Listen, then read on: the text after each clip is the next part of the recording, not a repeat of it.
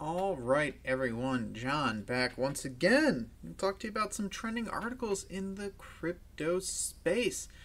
A bit of a quieter news day today, so just a few articles, but hey, we'll make the most of it. As always, link down in the description that you can follow to check out all the articles we talked about.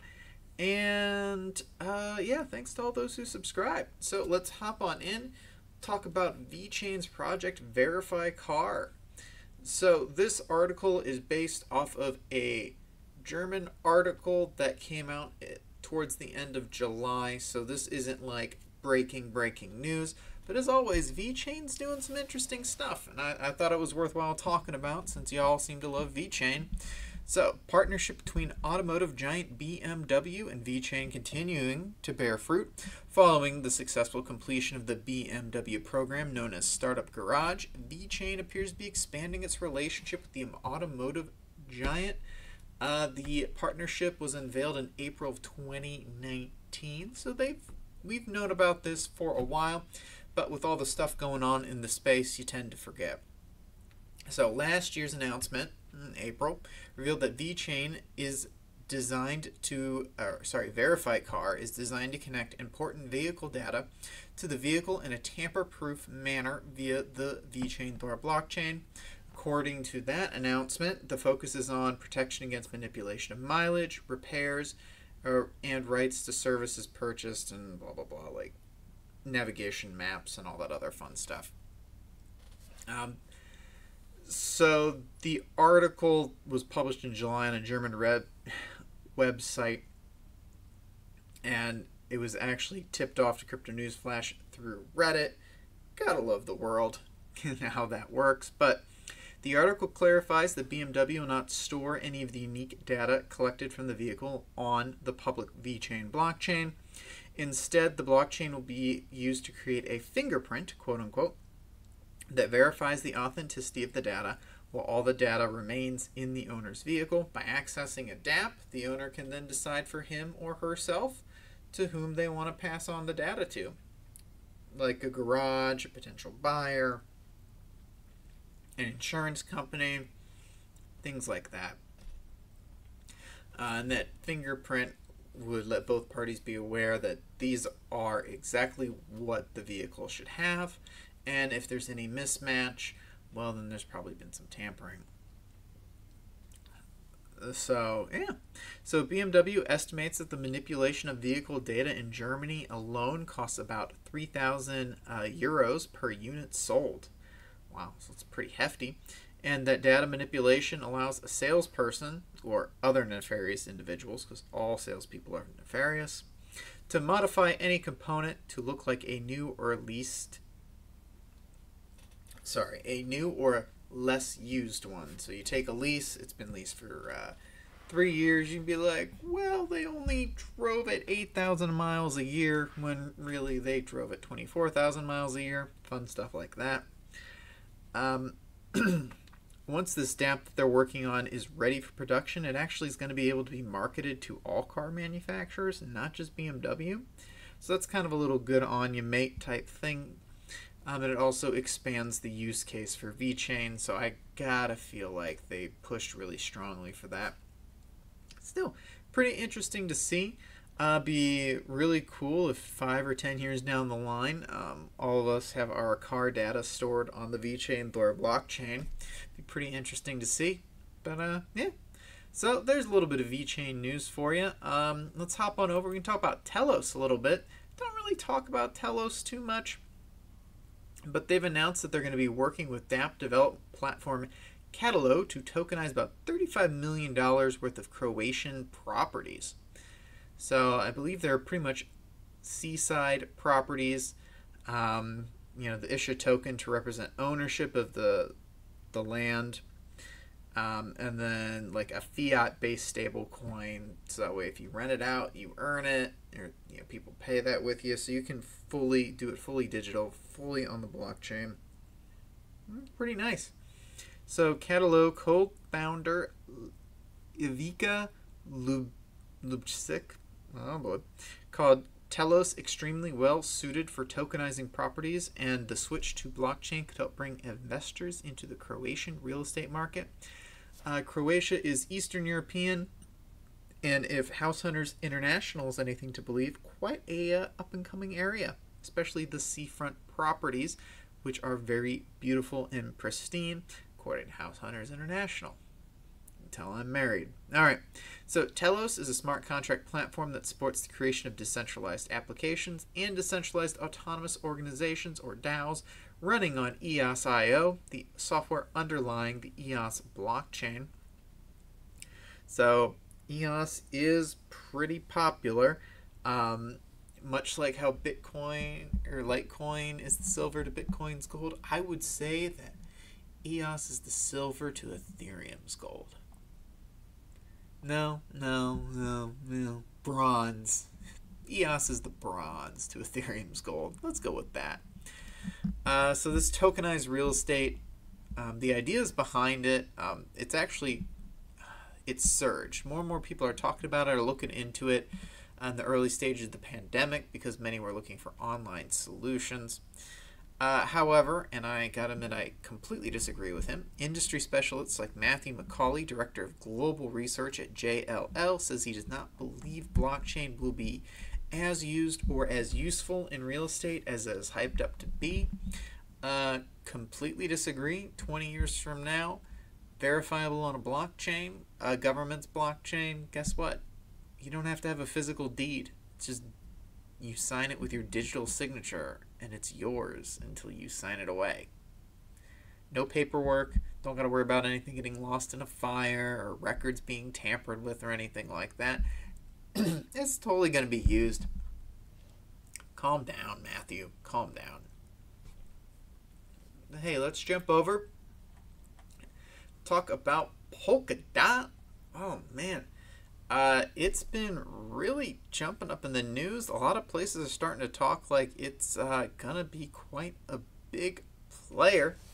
But a new project that's building on it wants to create a comprehensive bridge with Ethereum that could eventually relay smart contract instructions both ways. Kinky. So, the bridge is being developed by Snowfork, which is a software development company. Initially, they're probably only going to be able to have Ether and tokens kind of like transferred over to Polkadot, but once it's fully up and running, the bridge will be what they called symmetric. So what that means is they'll be able to send the tokens back and forth. While moving the tokens around is an important part, the vision for the bridge is to be as generalized as possible, including sharing small pieces of state from one chain to another. This will be implemented through a series of blockchain applications that abstract the communication protocol that's used in the bridge. And such a bridge would open new possibilities for developers on both Ethereum and Polkadot. Once you have a two-way, fully trustless system, it becomes quite easy to move both state and logic from one chain to another, so they can pass information back and forth, potentially pass tokens back and forth. It's going to be pretty cool if they get it up and running. Obviously, this is pretty much a far in the future thing. The initial launch as a proof of concept is supposed to occur by the end of September, so about a month away. Polkadot's doing a lot of different things right now. It's taking the world by storm. I don't really care for the name or the logo, but they're doing something right because people won't stop talking about them. And this project, once we get to the point that tokens can just hop from one blockchain to another, which seems to be what Polkadot is aiming for, I think we're going to enter a new phase in this crypto world, because as long as you're willing to play nicely with each other, the potential user base for every coin increases exponentially at that point. So there we go. But hey, let's hop on over. One of the other trending articles is talking about the IDEX decentralized exchange. They enlisted Quantstamp to audit its smart contracts. They're prepping for IDEX 2.0 to focus on user security in the face of concerns over the breakneck pace of DeFi development. And they're looking for a launch sometime next month. For those of you who don't know, the IDEX exchange launched on the Ethereum mainnet in October of 2017. It actually raised about $5 million in a token sale back in 2018. So it's been around for a few years. Its IDEX trading portal somewhat resembles the experience of a more centralized exchange like Coinbase Pro or Binance. All that fun stuff. Under the hood, however, IDEX uses a series of smart contracts deployed on the Ethereum blockchain. That means it only moves funds or executes trades with transactions signed by a user's wallet or a custody provider. So, Alex Warren, IDEX CDO, said there are multiple forms of risk in DeFi today, and we're working to minimize them all for our users. This audit with Quantstamp is a pertinent step to ensure the smart contracts themselves function as intended and won't put users' funds at risk. Makes sense to me. You do your due diligence, so that way you don't have to worry about what other people are doing. They're also going to work on, reviewing assets before they list them and all this stuff. But, there's been a lot of hacks, exploits, whatever you want to call them, fatal bugs, if you want to bring up YAM again. So basically what they're trying to do is have a responsible adult in the room, audit all these things before it launches, so that way they can catch any fatal bugs before they get any worse. And then to round things off today, a bit of a fun story. So Empire Market, which is the largest cryptocurrency darknet market, it's looking like its admins might have pulled an exit scam. It abruptly shut down. No communication was issued from the admins, who seem to have siphoned away user funds amounting to about $30 million in Bitcoin. It looks like an exit scam, though that's not confirmed, but it looks like it.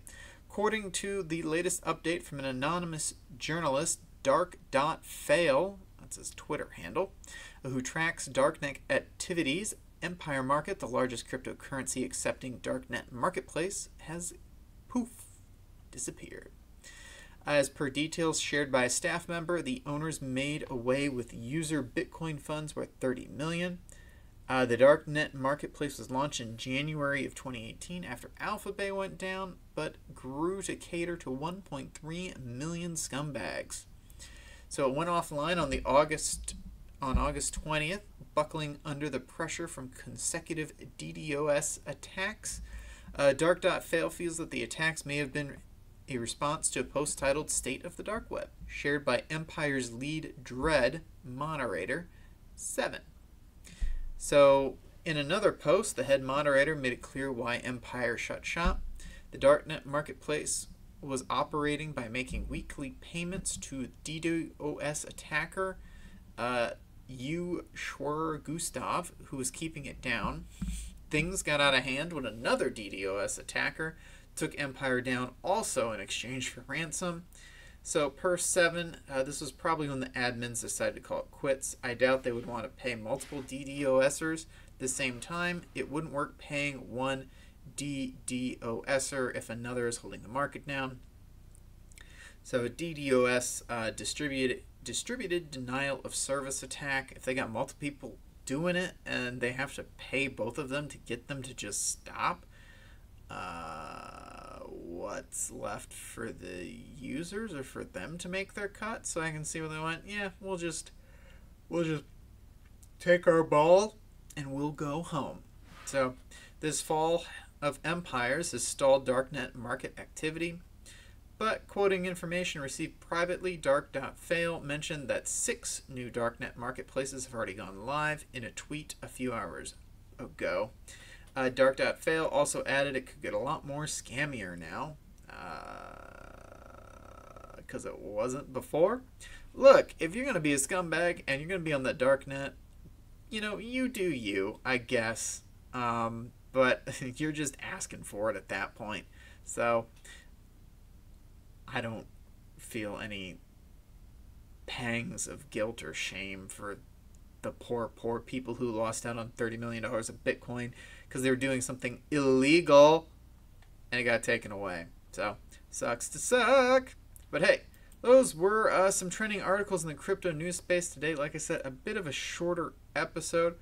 I had to work at 12 today, and I am ready to go to bed. So, as far as crypto markets are looking, Bitcoin's down about 1%, Ethereum's down about 0.75%, XRP's down almost 5.5%, Chainlink's down almost 5%, Bitcoin Cash down 4%, Litecoin down 4%, Bitcoin SV down almost 3%, Binance Coin up 4%, and there we go.